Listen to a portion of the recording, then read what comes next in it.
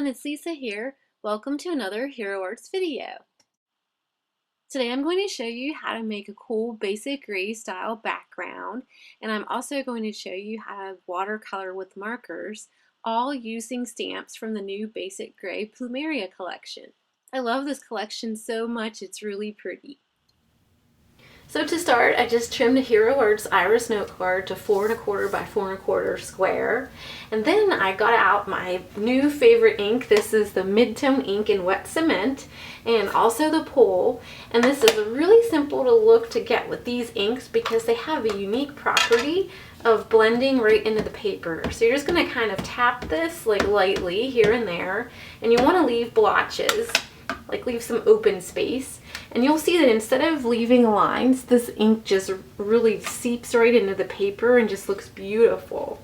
And now I'm going to go ahead and take the Pole Mid-Tone ink and do the same thing, just kind of dot it here and there.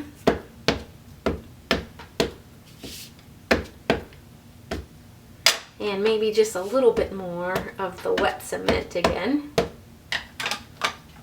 And there you have it. Just let that dry, and then once it's dry, or you don't even actually have to wait, then you can take the new garden borders. There's this awesome zigzag one in here, and I just went ahead and stamped it all over the note card using the Cup of Joe, another one of my new favorites. And then you'll have a great note card that looks like this, ready to make the rest of your card. And one other trick that I like to show you with this Cup of Joe, I like to finish off a card by going ahead and rubbing it around the edges like this, just to give it kind of a finished look. And that's that. Okay, so next I want to show you how to do the roses that are on the front of the card. So I went ahead and white embossed this pretty rose from the Pattern Hearts and Flowers Plumeria set. And I don't know if you can see this really well, maybe if I tilt it like this, but you can see that it is white embossed on there. Okay, so next I wanted to show you my tricks for coloring the flowers. What I do is I take water-based markers. These are Memento markers from Tsukineko that Hero Arts carries. And I take an acrylic block and I put it on top of white paper. This is just white copy paper, but I like to put the white paper underneath so that I can see what I'm doing. And then I take the marker and I just scribble little patches of color. And I like to try to keep them together, so I'll put like the orange and then the next latest yellow next to that. And then the next latest yellow after that, just so that I can pick them all up easy. And then I'll go ahead and put all the purples on here. Let me slide this up. I wanted to have the screen really close so that you can see what I'm doing when I do this coloring, because I've had so many people ask about this. And then I'm going to go ahead and put some greens on here too for the leaves. And last but not least, the gray. I noticed that the Plumeria line has some gray in it, so I went ahead and put that in my color selection too. And I'll have all of these colors listed on the blog so that you can find out what they are. Okay, so now we have our watercolor palette and we have the embossed rose. And I know it's hard to see right now, but once it gets going coloring, you'll be able to see it really well. And we're just going to take our brush and dip it in some water.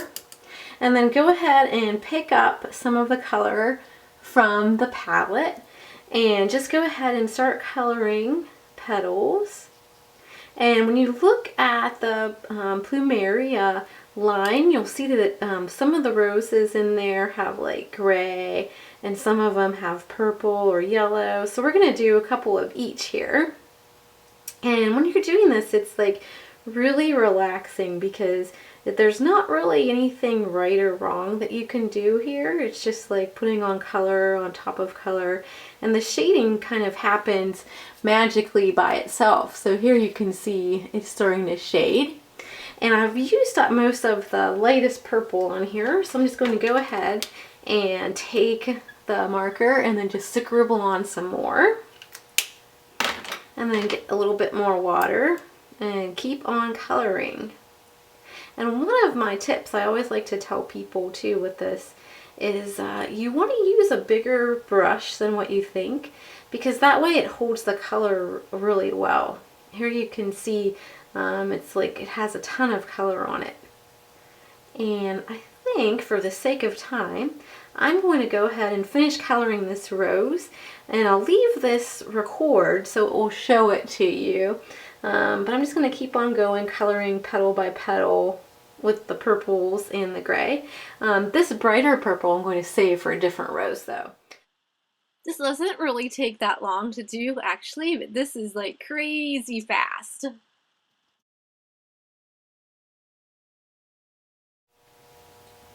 Okay, so now the first rose is colored, and I'm going to go ahead and do the other roses the same way, just like getting some water on the brush. And then this one I think I'm going to make this bright pink color, so just go ahead, the pinkish purple, and just do it all the same way. So I'm going to mix in some gray with this one too, but just keep adding your color.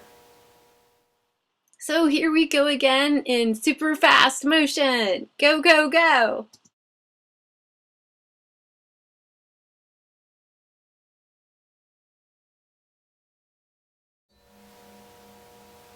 Okay, so now all three roses are colored in, and now I wanted to show you how I did the leaves, because this is a little bit different.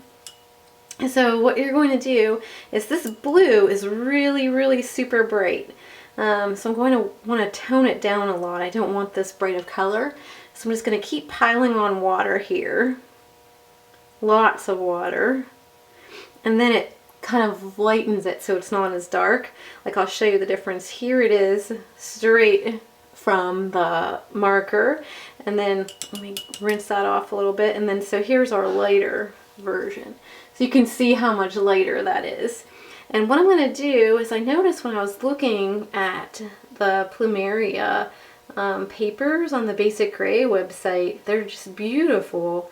But I noticed the leaves had pool color in them. And I thought, yay, because pool is like one of my favorite colors. So for each flower, what I do is I just go ahead and color them all in pool. And then I grab some green. Here I use the dark green. And then I'll do some with like a lighter green too, and just kind of blend that out like so. And I think it looks so pretty with the pool and the green mixed together like that. So I'm going to go ahead and do the remaining leaves now.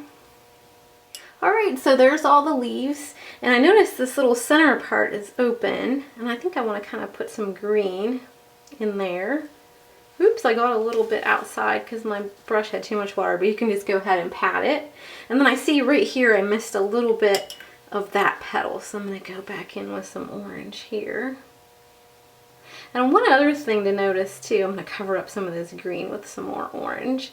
But other thing to notice too is, when you're first doing this, it might look really super bright, but then it always dries a little bit later than how it started. But anyhow, here's our flowers. So I'm going to go ahead and cut these out and then assemble the card. And here's another look at the finished card. I just love how this turned out, and I really love these new mid-tone inks and how vibrant and colorful they are. And I really love this watercolor technique too. So thanks for joining me today. I hope you had fun. Bye!